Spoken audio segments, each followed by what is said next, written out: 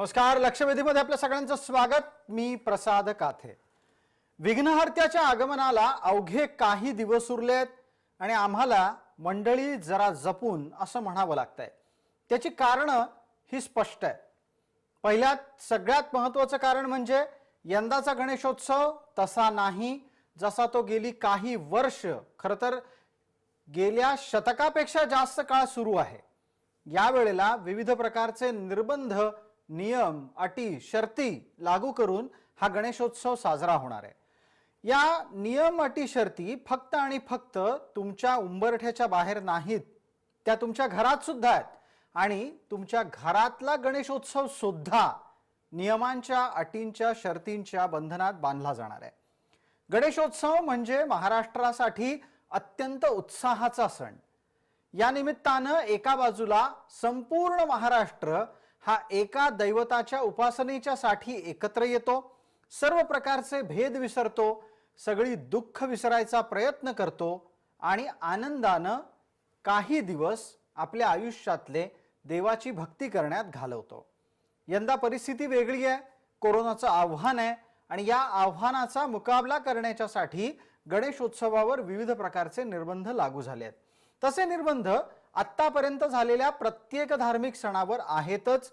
कदाचित येत्या काळात ते भविष्यातही संबंधित येणाऱ्या धार्मिक सणांवर असतील. ही सर्व परिस्थिती लक्षात घेता यावेळचा गणेशोत्सव हा बऱ्यापैकी अडीअडचणींचाच ठरेल असंच दिसू लागलंय आणि म्हणूनच अनेक गणेश मंडळांनी यंदा परंपरा मोडल्या आहेत.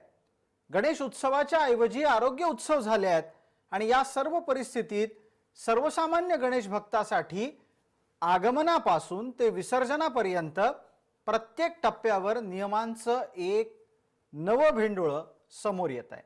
नियमांच्या संदर्भातल्या या विविध प्रकारच्या अटी शर्ती पाहूनच आजची लक्षवेधी चर्चा आणि त्याद्वारे गणेश भक्तांच्या भावना आणि गणेश भक्तांच्या अडचणी समजून त्यावरचा उपाय शोधण्याचा प्रयत्न. मंडळी जरा जपून.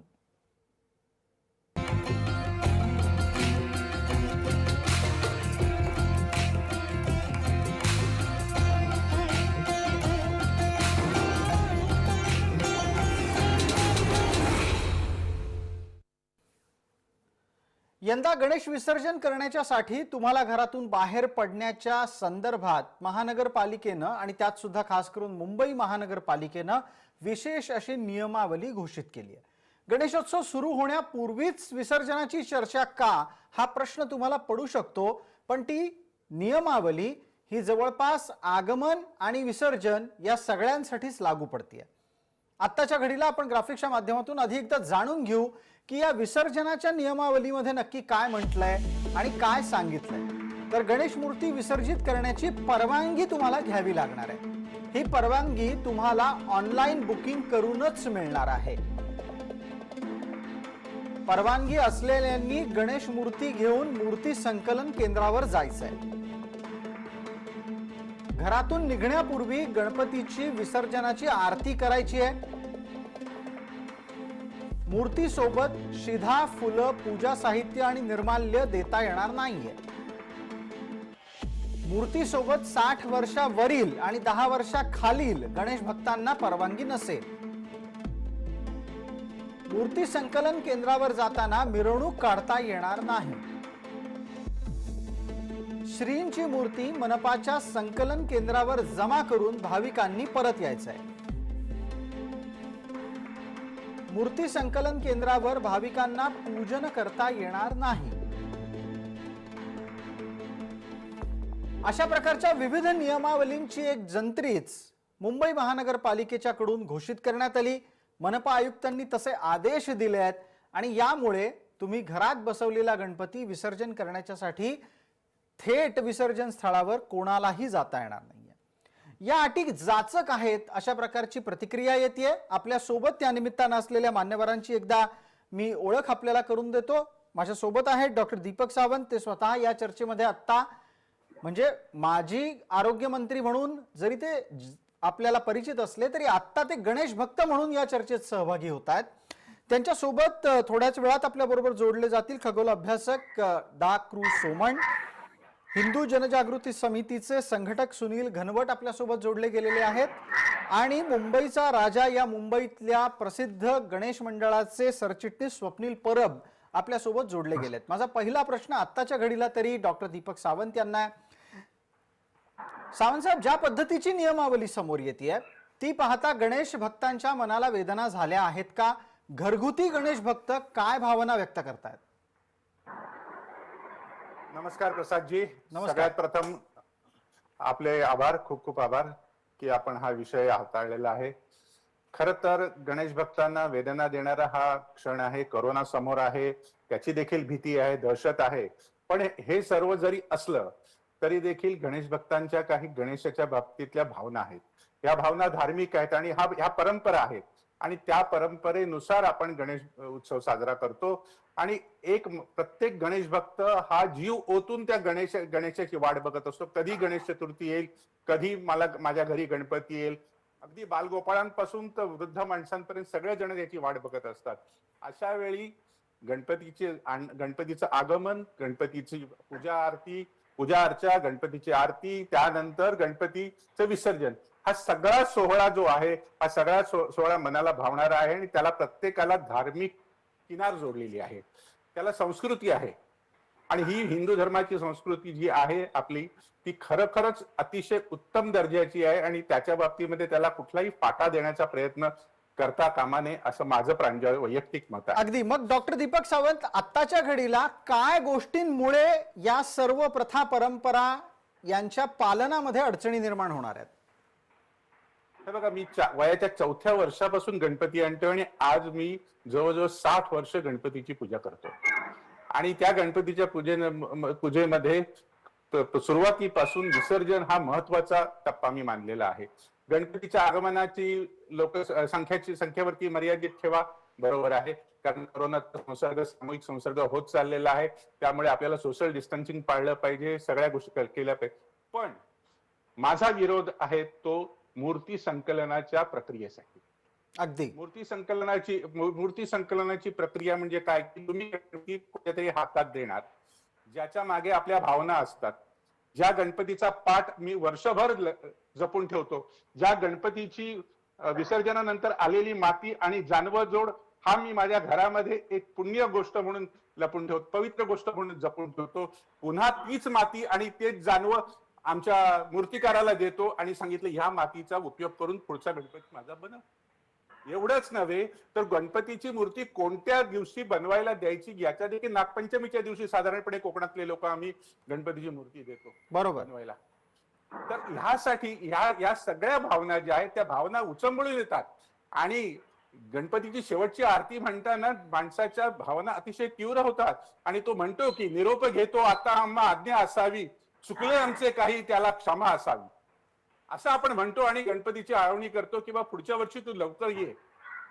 आणि हे करत असताना ते आता काहीच होणार नाहीये, ती आरती नाही, तो समुद्र नाही, समुद्र ठीक आहे, पण निदान कृत्रिम तलाव जे आपण तयार करतो त्याची संख्या वाढवणं आवश्यक होती आणि तिथे आम्हाला गणपतीचं विसर्जन करायला मिळालं असतं तर खूप बरं झालं असतं असं मला अगदी अगदी। दीपक सावंत, आपण ज्या पद्धतीनं गणरायाच्या विसर्जनाच्या वेळच्या भावना व्यक्त केल्या त्या ऐकून माझ्या अंगावर काटा आला आणि या भावना प्रत्येक गणेश भक्ताच्या मनामध्ये आहेत की अरे आपला बाप्पा या वेळेला घरी येतोय, आपण त्याला मनोभावे पूजण्याच्यासाठी सर्व प्रकारचे प्रयत्न तर करतो आहोत, पण या गणरायाच्या विसर्जनाच्या निमित्तानं आपण सर्व जण या त्याच प्रेमपूर्वक पद्धतीनं त्याला निरोप देऊ शकणार आहोत का? तुम्ही महत्वाचा मुद्दा मांडलात, गणेश स्मृती संकलन हा एक वेगळा फंडा मुंबई महानगरपालिकेनं लागू करायचा ठरवलाय।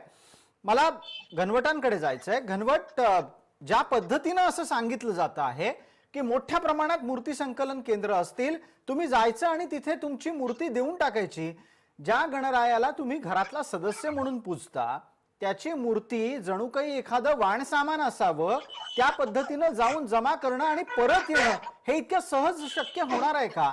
हा विषय भावनेशी सुद्धा निगडित आहे। ज्या पद्धतीनं दीपक सावंत म्हणाले की तुम्ही कृत्रिम तलाव वाढवा, कुठलाही गणेश भक्त कोरोनाचा नियम पाळणार नाही म्हणत नाही, कुठलाही गणेश भक्त पर्यावरणाच्या विरोधात जायचंय असं म्हणत नाही, पण तसं असताना सुद्धा विसर्जनाच्या बाबतीतल्या त्याच्या अत्यंत नाजूक भावनांचा सन्मान व्हायला हवा ही किमान अपेक्षा बाळगली तर ती चूक की योग्य? सुनील घनवट.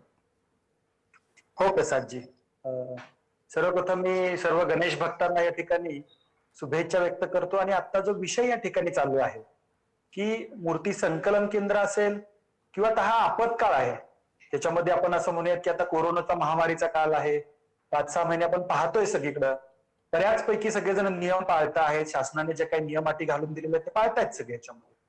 आणि सध्या सुद्धा शासनाने काही नियम अटी घालून दिले त्याच्याविषयी पाळण्याविषयी कोणाचंही दुमत नाहीये. निश्चितपणे सगळेजण पाळतील याच्याविषयी शंका नाहीये. मूर्तीच्या बाबतीत मूर्ती संकलन करण्याच्या दृष्टिकोनात नसेल, काही ठिकाणी मूर्ती दान करा, काही ठिकाणी आम्ही फिरतं विसर्जन गृह आणतो, अशा महाराष्ट्रातल्या विविध नगरपालिका आहेत, आपापल्या पद्धतीने त्यांना जसं जमेल तसं करण्याचा प्रयत्न करत आहेत. मला या ठिकाणी जय महाराष्ट्र या चॅनलच्या माध्यमातून महाराष्ट्रातल्या सर्व गणेश भक्तांना विचारायचं आहे की अशा प्रकारे संकलित केलेल्या मूर्तींच्या बाबतीत जसं आता सामंत सरांनी या ठिकाणी सांगितलं तसं त्या मूर्ती आपल्या आस्थेप्रमाणे आपल्या श्रद्धेप्रमाणे विसर्जित होतील का? त्याची कोण शाश्वती देणार? प्रसादजी, माझ्याकडं पुणे महानगरपालिकेचा मी एक मुद्दामून या ठिकाणी पेपरचं कात्रण आपल्या समोर दाखवतो या ठिकाणी. बरं. की पुणे महानगरपालिकेने या ठिकाणी अशा प्रकारच्या हौदात विसर्जन केलेल्या मूर्ती मागच्या काही वर्षांमध्ये पालिकेच्या कचऱ्याच्या गाड्यांमध्ये भरून पुन्हा त्या नदीमध्ये विसर्जित केलेल्या आहेत, पुन्हा त्या अनेक ठिकाणी खाणीमध्ये टाकलेल्या आहेत. अशा प्रकारे जर गणेश भक्तांच्या भावनांचा आणि श्रद्धांचा खेळ होणार असेल तर ह्याची शाश्वती कोण घेणार? तर ह्या मूर्ती तुम्ही संकलित करणार, पालिका असेल, स्थानिक प्रशासन असेल, स्वराज्य संस्था असेल, हे सगळं जे करतायत ह्याच्यामध्ये, त्याच्याऐवजी एक उत्तम पर्याय आहे ना. जर आपल्याला सगळ्यांनाच कोरोना महामारीचे नियम पाळायचे आहेत, त्या ठिकाणी सोशल डिस्टन्सिंगचे नियम पाळायचे आहेत, 100% सगळे गणेश भक्त तयार होतील. बरं. यासाठी तुम्ही वेगळ्या पर्यायी उपाययोजनांचा विचार करू शकता. जसं सांगायचं झालं पण मग अशा कोणत्या वेगळ्या पर्यायी उपाययोजना आहेत की ज्या आता कार्यान्वित होऊ शकतात? आणि खरं तर एक आणखीन महत्वाचा मुद्दा जो सुनील घनवट आपल्या चर्चेच्या निमित्तानं मध्ये थांबवून मी हा मांडू इच्छितो की ही चर्चा आत्ता का? तर प्रशासनानं खरं तर या चर्चेत सहभागी व्हायला हवं होतं. दुर्दैवानं ते झाले नाहीत. पण दीपकजी, तुमच्या माध्यमातून हा विषय पोहोचवा. गणेश भक्तांच्या भावना फार तीव्र आहेत. सुनील घनवट, तुम्ही पर्याय द्या की या सर्व वेदना जर गणेश भक्तांना होऊ द्यायच्या नसतील तर काय करता येईल? अजूनही 2 दिवस हातामध्ये आहेत. निश्चित प्रसादजी, एकदम महत्वपूर्ण प्रश्न आपण या ठिकाणी विचारलेला आहे. मला या ठिकाणी सांगायचं, काही वर्षापूर्वी तेलंगणा सरकारनं म्हणजे या ठिकाणी जसं महाराष्ट्रामध्ये किंवा अन्य काही राज्यांमध्ये कृत्रिम हौदाची संकल्पना पुढे येते, त्याच्यावरती लाखो रुपये खर्च होतात. ह्या वर्षभर तसेच पडलेले असतात. दरवर्षी टेंडर निघतात. त्याच्यामध्ये काय होतं हे वेगळं सांगण्याची आवश्यकता नाहीये. परंतु एक गोष्ट आवर्जून सांगेल या ठिकाणी की प्रत्येक ठिकाणी हौद हाच का पर्याय विचार केला जातो? त्याला अन्य पर्याय नाहीयेत का? जर गणेश भक्तांना आपल्या श्रद्धेनुसार, धर्मशास्त्रानुसार जर वाहत्या पाण्यात विसर्जन करायचं असेल, नैसर्गिक जलस्रोतात विसर्जन करायचं असेल, तर या ठिकाणी पालिका असं करू शकतात की तुम्ही भक्तांना त्यांच्या विभागानुसार वेळा ठरवून द्या, गर्दी होऊ नये म्हणून. सकाळी 11 ते 2 या विभागातल्या लोकांनी विसर्जनासाठी यावं, त्या विभागातल्या लोकांनी विसर्जनासाठी यावं. तुम्ही आता समजा 40 ठिकाणी संकलन केंद्र बनवत आहात, तर त्यांना नैसर्गिक स्रोतात विसर्जन करण्यासाठी 400 ठिकाणी तुम्ही स्थळ निर्माण करा. भक्तांना जर त्यांच्या श्रद्धेप्रमाणे विसर्जन करावं लागणार आहे, त्यांना करण्याची इच्छा आहे, बरोबर, अशी त्यांची आस्था आहे, तर ह्या गोष्टींचा लोकप्रतिनिधींनी सुद्धा विचार केला पाहिजे, स्थानिक स्वराज्य संस्थांनी सुद्धा विचार केला पाहिजे. केवळ तुम्ही घरोघरी जाणार. सुनील घनवट, आपण एक महत्वाचा मुद्दा मांडला की विसर्जनाच्या संदर्भातली नियमावली लागू केली तर 100% गणेश भक्त ती पालन करतील. आणि त्याचबरोबर तुम्ही असं म्हणालात की आपल्याला जर समजा कृत्रिम विसर्जन स्थळं वाढवता आली तर ते अधिक योग्य आहे. आता एक पटकन छोटा मुद्दा घेऊन मी दीपक सावंत यांना बोलतं करतो. दीपक सावंत, तुम्हाला वाटतं की हा कृत्रिम विसर्जनाचा सगळा घोळ हा इतका सहज साध्य आहे? हे मी का विचारतोय, कारण कृत्रिम विसर्जन स्थळ उभारणी आणि ती उभारणी झाल्यानंतर, वापर झाल्यानंतर त्याला मोकळं करणं, म्हणजे त्याला पुन्हा पूर्ववत करणं, ती परिस्थिती ही तितकी सहज साध्य नाहीये असं कानावर येतं. नाही, काही अंशी हे म्हणणं देखील बरोबर आहे की कृत्रिम तलावाचा पर्याय हा होणार नाही. जसं घनवटांनी मगाशी, सुनीलजींनी मगाशी सांगितलं की आपल्याला एक वेळा ठरवून देऊ समुद्र किनारा किती मोठा आहे, किती किलोमीटर लांबीचा ह्याचा कधी कोणी विचार केलाय? एकूण किती मूर्त्या? साधारणपणे 1.5 लाख मूर्ती ह्या 1.5 दिवसाच्या आपल्याकडे विसर्जित केल्या जातात. आकडेवारी गेल्या वर्षाच्या आकडेवारीनुसार. आमच्या जुहूचा किनारा जो आहे तो प्रचंड मोठा आहे. तुम्ही वेळ द्या आम्हाला, आमच्याकडनं तुम्ही मूर्ती किनाऱ्यावरती घ्या आणि आमच्यापैकी एक जण कोणीतरी आतमध्ये जाईल आणि तो मूर्ती विसर्जित करू शकेल. बस झालं. म्हणजे एका वेळी मी याचं गणित पण देखील मांडलं होतं की एका दिवसामध्ये काही तासामध्ये 500 मूर्त्या साधारणपणे आपण विसर्जित करू शकतो. बरोबर. सकाळी 12 वाजल्यापासून तर संध्याकाळी 8 वाजेपर्यंत साधारण लाखभर मूर्त्या सहज मुंबईमध्ये विसर्जित होऊ शकतात. आता प्रश्न येतो तो जे लोक वेस्ट साईडला राहतात त्यांचा प्रश्न होणार नाही, पण ईस्ट साईडला राहतो त्यांचा प्रश्न येतो. त्यासाठी आपण पर्यायी व्यवस्था करू शकतो. अगदी अगदी. आपल्यासोबत दाखरू सोमण आहेत. दीपकजी आपल्यासोबत दाखरू सोमण आहेत, फोनवरून ते जोडले गेलेत. सोमण साहेब, माझा आवाज पोहोचतोय आपल्यापर्यंत? हो, पोहोचतोय. बोला. मला एक महत्वाचा मुद्दा इथे उपस्थित करायचा आहे. तो असा आहे की आगमनाच्या साठी केली जाणारी पूजा आणि विसर्जनाच्या साठी केली जाणारी पूजा यात असं काय महत्व आहे आणि त्या कृतीला काय स्थान आहे? पहिली गोष्ट म्हणजे मूर्ती आधी 2 दिवस आणून ठेवू शकतो. असं काय नाही की त्याच दिवशी सकाळी आणायला पाहिजे. गणेश चतुर्थीच्या आधी आणून ठेवू शकतो आपल्याला पाहिजे, म्हणजे गर्दी टाळू शकतो आपण मूर्तीच्या दुकानामध्ये. ही पहिली गोष्ट. आल्यानंतर अर्थात मूर्ती आणल्यानंतर गणेश चतुर्थीची प्राणप्रतिष्ठा करून त्यामध्ये देवत्व आणलं जातं आणि नंतर शेवटच्या दिवशी विसर्जन मूर्तीचं करतो आपण, देवाचं करत नाही. तर त्यावेळी उत्तर पूजेमध्ये ते देवत्व काढून घेतो आणि त्या मूर्तीचं विसर्जन करतो आपण. अर्थात आत्ताच चर्चेमध्ये मी ऐकलं भावना असतात. एक सरकारी पत्रक काढलेलं आहे ते मात्र मला विशेष वाटलं. बाकी सगळ्या गोष्टी चांगल्या आहेत, पण या वर्षीची गणेश मूर्ती पुढच्या वर्षी विसर्जन करा, घरगुती गणपती, हे सांगणारे सरकार कसं सांगतं? मला सांगा, इथे भावनेचा प्रश्न आहे. घरामध्ये त्या माणसाला राहायला जागा नाही, त्याने मूर्ती घरामध्ये ठेवली आणि तर पुढच्या वर्षीपर्यंत ती मूर्ती राहील का? तिला जर तडा गेला, त्याला हवामानात बदल होतो, वातावरणात टेम्परेचर मध्ये बदल होतो, तडा गेला, मातीची मूर्ती असते, मग कोण त्या माणसाच्या भावनेला किती धक्का लागेल? तेव्हा घरात तुम्ही विसर्जन करा हे सांगणं एक वेळ ठीक आहे. कृत्रिम तलावाची व्यवस्था करायलाच पाहिजे, पण ते फिक्स नाही. मोबाईल कृत्रिम तलाव करता येतील तात्पुरते, आणि घरात मूर्ती ठेवा वर्षभर आणि पुढच्या वर्षी विसर्जन करा हे सांगणं मात्र चुकीचं आहे. दाखरू सोमण, मी मध्ये थांबवतो आपल्याला इथे. केवळ 1 वर्ष मूर्ती घरात ठेवा हा एकमात्र मुद्दा नाहीये. अहो, हे सरकार असंही सांगतं की यंदा मूर्तीच आणू नका घरात. हे कसं विसरून चालेल? सरकारचं पहिलं प्रसिद्धी पत्रक असं सांगत होतं की म्हणे यंदा घरातल्या पितळी मूर्ती आणि संगमरवराच्याच मूर्ती पूजा, यंदा मूर्तीच आणू नका. मला वाटतं हा जास्त अन्याय आहे. भयानक अन्याय आहे. आणि दीपक सावंतांना मी विचारतो, दाखरू सोमण आपली प्रतिक्रिया घेतोच आहे. दीपक सावंतजी, आपलं सरकार आहे आणि गणपतीची मूर्ती यंदा आणूच नका हे म्हणण्याची हिंमत कुठल्या सरकारी अधिकाऱ्याची होऊ शकते? यंदा घरातल्या संगमरवरी मूर्ती पूजा, यंदा घरातल्या पितळी मूर्ती पूजा, बरं मूर्ती आणलीत तर ती यंदा विसर्जित करू नका. अरे काय चाललंय हे? तुम्ही काय लिहिताय सरकारी आदेशामध्ये? हे पाहणारं कुणी नाहीये का?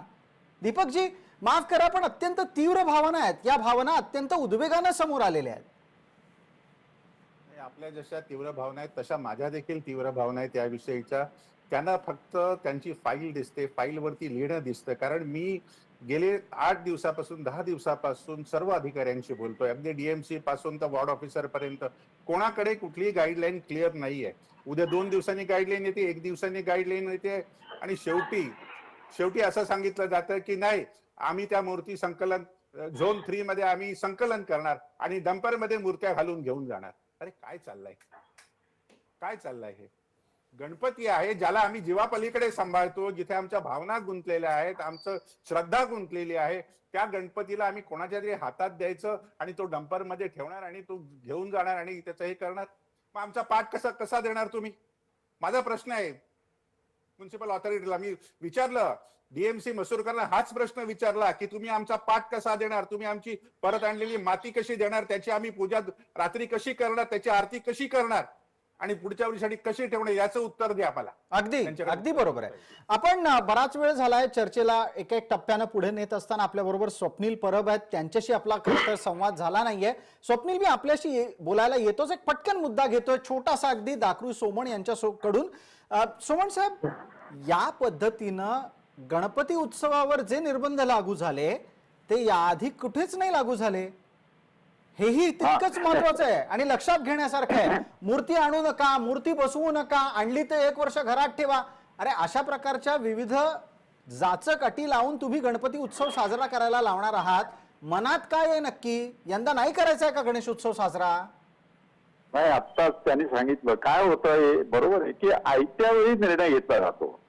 आता कोकणात जायचं आहे ते आयत्या वेळी निर्णय घेतात. खरं म्हणजे याचं प्लॅनिंग पाहिजे, कुठल्याही कामाचं नियोजन करायला पाहिजे अगोदर.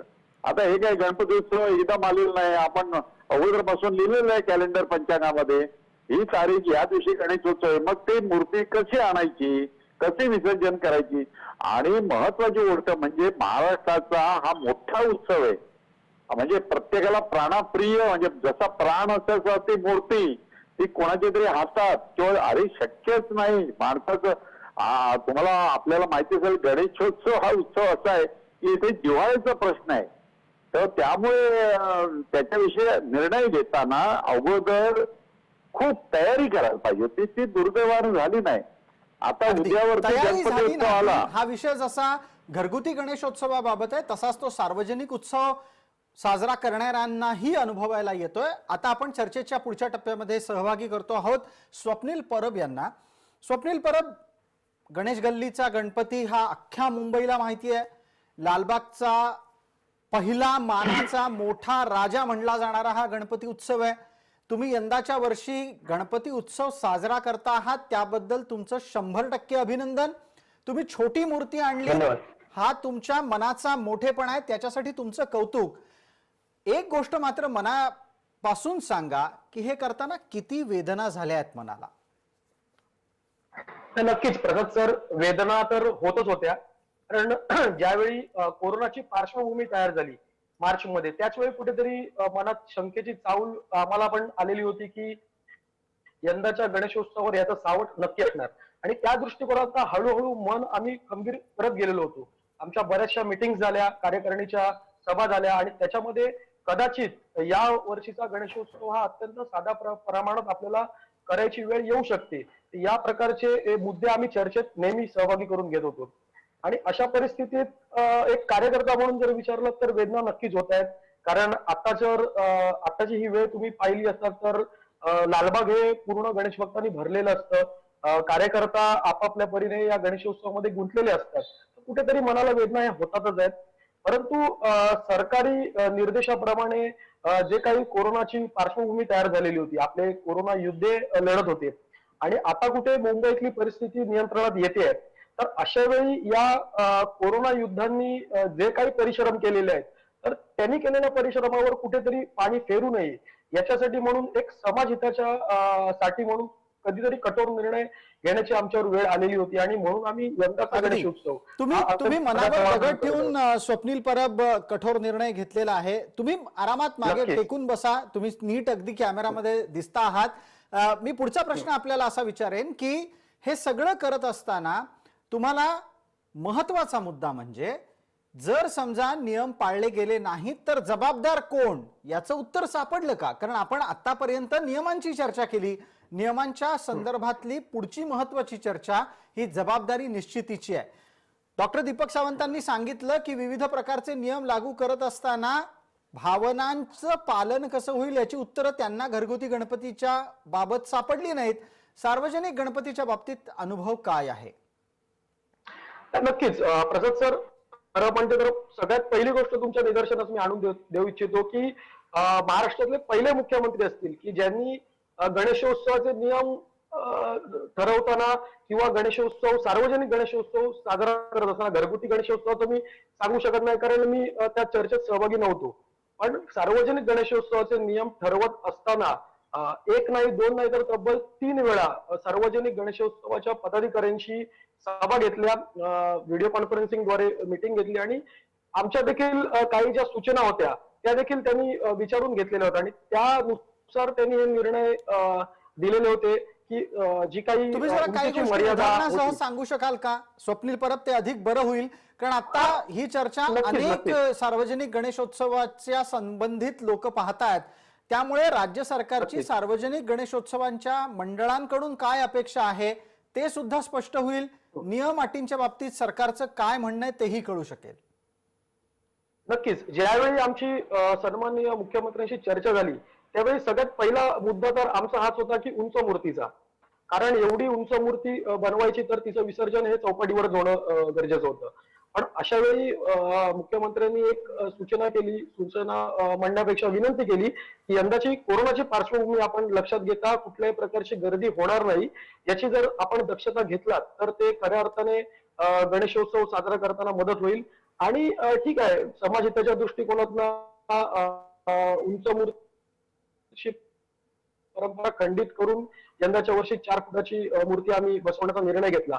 पण अशा वेळी विसर्जनाच्या बाबतीत देखील काही निर्णय आम्हाला आपण द्यावी होत होती आणि त्यानुसार कृत्रिम तलावात या मूर्तीचं आपण यंदाच्या वर्षी विसर्जन करा अशा प्रकारच्या सूचना सरकारकडून आम्हाला आल्या होत्या. अगदी. आणि आता बघा, खरं तर स्वप्नील परब, मी मध्ये थांबून पुढचा प्रश्न आपल्याला असा विचारेन की या सर्व प्रवासामध्ये काही गणेश मंडळांनी गणपतीच बसवायचा नाही अशी भूमिका घेतली आणि हे बऱ्याच भक्तांना पटलेलं नाहीये. लोक आरोग्य उत्सव साजरा करतायत, आरोग्य उत्सव साजरा करण्याला कोणाचाही विरोध नाही, पण आपण कायद्याच्या चौकटीत सुद्धा राहून परंपरा कायम राखायला हवी होती, हा आग्रह होता. ती काही मंडळांनी मोडली आहे. या प्रकारच्या गोष्टी कितपत योग्य आहेत? भक्तांच्या काय भावना आहेत? असं खरं इतर मंडळांच्या निर्णयामध्ये जाणं तेवढं मला उचित वाटत नाही, कारण आमचा निर्णय काय आहे ते आम्ही तुम्हाला सांगितलेलं होतं. आता बाकीची मंडळं कशा प्रकारे हा गणेशोत्सव साजरा करतो त्यांचा प्रश्न आहे. बरं, तुम्ही असं म्हणता आहात की इतरांचा मुद्दा हा स्वाभाविकरित्या तुम्हाला त्याच्यावर बोलायचं नाहीये, तो त्यांचा मुद्दा आहे. मी दीपक सावंत यांच्याकडे पुढचा माझा प्रश्न अधिकार घेऊन नाही. जातो आहे. दीपक सावंतजी, कायदा ज्या वेळेला अंमलबजावणी करायची वेळ येते त्यावेळेला कोणतीही गोष्ट ही किती वर्षापासून चालू आहे ती आपल्या प्रथा परंपरा आणि सामाजिक रूढी चाली परंपरा यांचा कितपत भाग झाली आहे हे पाहिलं जातं. एक महत्वाचा मुद्दा या सर्व घटनाक्रमात असा समोर येतोय की ज्या मंडळांनी सार्वजनिकरित्या गणेशोत्सव यंदा शक्य नाही असं म्हणून मूर्तीच ठेवायची नाही असं ठरवलं, त्यांच्यामुळे ही परंपरा खंडित झाली का? आणि खंडित झालेल्या परंपरेचा आधार घेऊन उद्या जर कोणी कायद्याचा बडगा उगारायला गेलं तर कोर्टात त्यांच्यासाठी पूरक परिस्थिती निर्माण झाली आहे का? डॉक्टर दीपक सावंत. नाही, परंपरा खंडित झाली आहे ही गोष्ट जरी खरी असली तरी त्यांनी माननीय मुख्यमंत्र्यांनी सर्व गणेश मंडळांना, मोठ्या गणेश मंडळांच्या बाबतीमध्ये मी सांगू इच्छितो की त्यांना सगळ्यांना बोलून त्यांची मतं जाणून घेतली होती आणि त्यापैकी काही लोकांनी स्वतःहून स्वयंस्फूर्तीने असं सांगितलं की आम्ही यावर्षी आरोग्य उत्सव सुरू करू. एका अर्थी ते बरोबर होतं, कारण आरोग्य उत्सवामध्ये करोनाच्या पार्श्वभूमीवरती ह्या गोष्टी सगळ्या होण्या आवश्यक होत्या.